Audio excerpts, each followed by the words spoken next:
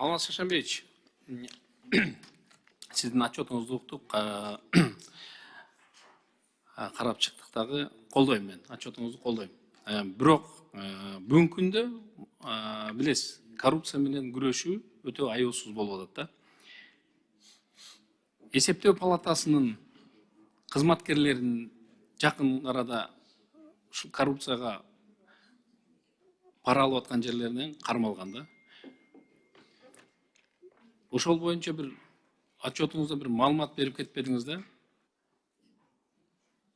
Себеби эмнеде? Айбек Алтынбекович, бирөө эмес, бүгүнкү күндө 3 кармалды. Экөөсү Бишкек шаарынан, бирөөсү түштүк аймактан. Эми баягы бүгүнкү күндө иликтөө иштери жүрүп атат.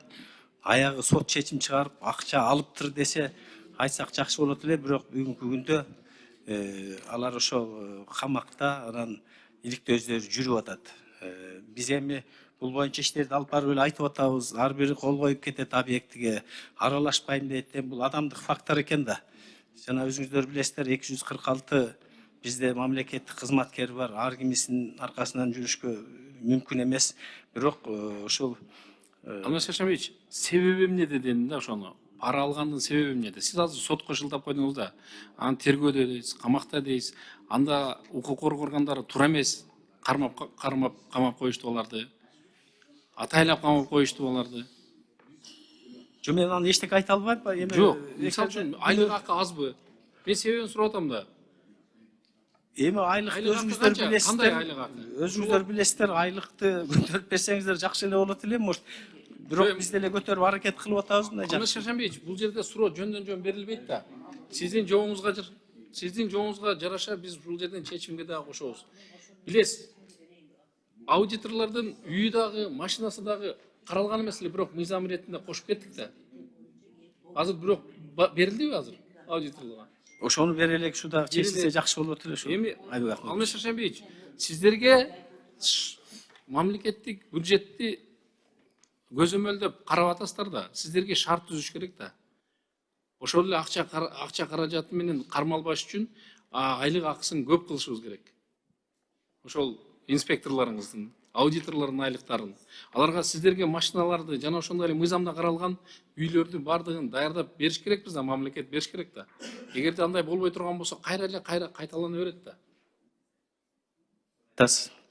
Ошон үчүн айлыгын айтып койсоңуз, азыр биз угайлы да, айлык маянасы инспекторлордуку канча, аудиторлордуку канча. Эми Айбек Алтынбекович, бул баягы стажга жараша болот. Мындай орточо мамлекеттик кызматчыларды айтканда бир 40-50-60-тын тегереги болот, аудиторлордуку 70-80. Эми бул көбөйгөндө турабы? Жакын. Көбөйгөндөн кийинкиси бүгүнкү күндө. Бүгүнкү күндө бирок, урматтуу депутаттар, биз ушул айлык акысына көңүл буруп койсок, талап айтмачы. Биз ушу инспекторлордун айлык акысын карап койсок, биз ушу чечимге дагы кошуп, кийинки жылдын бюджети каралып атканда дагы биз комитеттин башына акыл өсөмүшкө дагы кайрылып койсок, буларга шарт түзбөсөк, анда бирин-бири куйуп берет, укук коргоо органдары буларды куйт. Булар болсо кимдерди куйт? Мыйзам бузган, жанагы мамлекеттик бюджеттен каржыланган ишканалардын бардыгын ошол жерден куйт. Туура сунушун туура. Биз эми шарт түзбөсөк, мисалы үчүн мына Баткендеги чек-арачылардын бүгүнкү күндө 13 000, 14 000 айлык алып аткан чек-арачыларыбыз бүгүнкү күндө $1000 ашык акча алып атат да. Бирок сапаты жакшырды да. Контрабанда токтоп калды ал жерлердин. Ошон үчүн биз канчалык биз шарт түзө турган болсок, ошончолук мамлекеттик бюджет урдалбайт. Бул дагы сапатына жакшырат. Анан кийин Алмаз Шашанбеевич, кыргыз индустрияга 3 миллиардтан ашык акча бөлүнгөн да. Ошол акча каражатында мына 23-жылы сиздер 100 миллиондон ашык мыйзам бузуулар менен аныктап атасыздар да. Ошол боюнча ким текшерди эле? Бул акча кайра коюлабы, коюлбайбы, кандай болот? Андан башка дагы кыргыз туризмге берилген, Майлы суу ламповый заводуна берилген миллиардтан ашык акчаларды. Ошолордун текшерүүсү боюнча азыр кыска айтып койсоңуз, анан кийин мага кагаз жүзүндө ошолорду жөнөтүп койсоңуз. Айбек Алтынбекович, туура айтасыз. Бул боюнча биз аудит жүргүзгөнбүз, мүчүлүктөрдүн баарын бергенде ГКМБ тарабынан иш козголгон. Бирок биз бүгүн мынакей ал Минфинге өттү. Азыркы күндө ошо Минфинде бюджеттин аткарылышына аудит жүргүзүп атат. Ал жерде мына Вадим Александрович өзү жетекчи. Ошонун алкагында карайбыз мына жакын арада. Ал боюнча сизге анткени бөлүнгөн акча 1 жыл убакыт керек экен, анткени иштеп кетиш керек экен ошол ишканалар деп.